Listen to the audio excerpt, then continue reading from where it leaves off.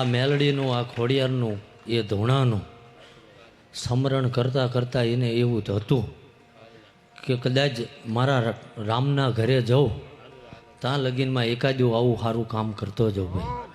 શું કહું? એટલે આજ આ ઢોરાવાળીને કદાચ ઝાલા બાકી જેટલો ખાડો પૂરો કરીને ઊંચું લેવું પડ્યું છે એ તો અહીં બેઠી ન ખબર પડે ભાઈ. ન કે હું તો આ બીજી વાર આવ્યો છું ભાઈ, પણ હું હાલવા માંડું જેટલા વરા મોર ચા કોના પેઢીએ જેટલો ખાડો હતો એ ગોતી નાખું ભાઈ. હો તો જ એવા કાંકરા નીકળે ને ભાઈ. એટલે વધુ ઝાલા બોલવું નહીં ભાઈ. મારો નારાયણ એવું કહે. અને કદાચ રાત દાડો એ મેલડીનું ધૂપેલ્યું કદાચ એની રટણ કરી હોય છે ભાઈ, તો આ ઝાલા જે કદાચ સપના જોવો ને એનેથી પૂરા થાય ભાઈ. અને એની માટે પ્રયાસ કરતા રહેવું પડે ભાઈ ઝાલા. પા વડના થળિયા હેઠે બેસીને ના જોવાય ભાઈ. શું કહું? એની માટે કાર્યરત રહેવું પડે અને મોર થવું પડે ઝાલા. બાકી તમે સારા કામમાં નીકળશો એટલે 100 જણા તમને પગ ઝાલવાવાળા આવશે ભાઈ. પણ આપણે સારું જ કરવું છે તો કરવાનું ભાઈ. ઉપર બેઠો છે બધું ધ્યાન રાખે છે ભાઈ. શું કહું? નકર આયા ચમ કોઈ ચોર ન ડાકુ આવીને બાપુને બંદૂક મેલીને પૈસા ના લઈ ગયા ભાઈ. હા, તમને મને ગાડીઓ લઈને જ્યાં હોય તો કાંઠલા ઝાલીને લઈ લે હે ભાઈ.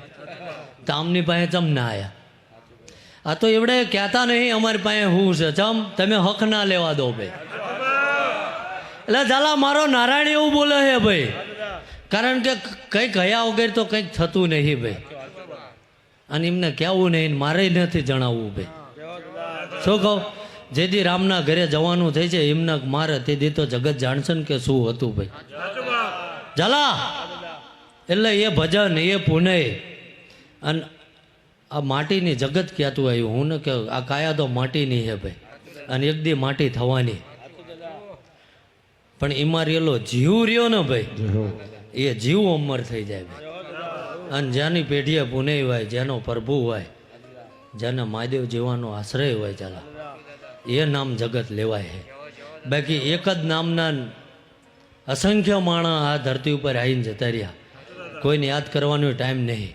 પણ ઝાલા જેને ધર્મ હાટું કદાચ રાણા પ્રતાપ જોઈ લો, શિવાજી મહારાજ જોઈ લો, રાણી લક્ષ્મીબાઈ જોઈ લો ઝાલા, આજ વર્ષો પછી લોકોને એને યાદ.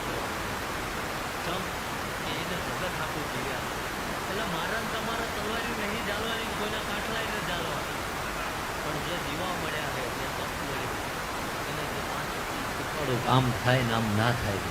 શું આપણે માણાથી જાજુ તો ના થવાય કંઈ નહીં. સાધુડાય ના થઈ જઈશું ને વીર પુરુષે નહીં થઈશું. ખાલી માણા થઈ જાવ તોય બહુ થઈ ગયું ભાઈ. એટલે ગોવિંદભા ખૂબ મજા મારું ને નારાયણ બોલો ભાઈ. શું કહું પરિણભાઈ? હવનું સારું આવું મારો મહાદેવ બોલે છે ભાઈ. એટલે ગોવિંદભા આયા છે તો જવું પડશે. ઝાલા સવારે વહેલા પરોડિયું ઉગે એટલે મહેનત મજૂરી મારે જવાનું છે ભાઈ.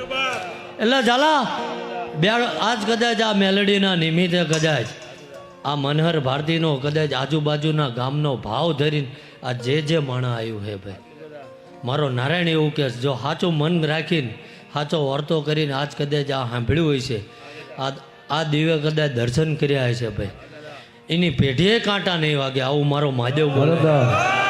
શું કહું ભાઈ? ઝાલા ગોવિંદભા વગાડજે ભાઈ, બે ટોકા પાડી દે ભાઈ. 900 વર્ષ પહેલા રચના રે રચાઈ દાદા. હે 900 વર્ષ પહેલા રચના તે રચાઈ, ચારણની દીકરીની યાદરૂ બચાઈ.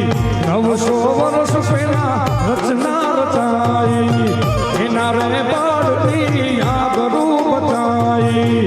એવી રે ખબર નથી વાતું રે જુદી હતી, એવી રે ખબર નથી વાતું રે જુદી હતી. ઘોડાના ભાગોડમાં રચના તે રચાઈ રચાઈ. હે સમય જુદો હતો વખો કપરો હતો, સમય જુદો હતો વખો કપરો હતો. ઘોડાના ભાગોડમાં રચના તે રચાઈ.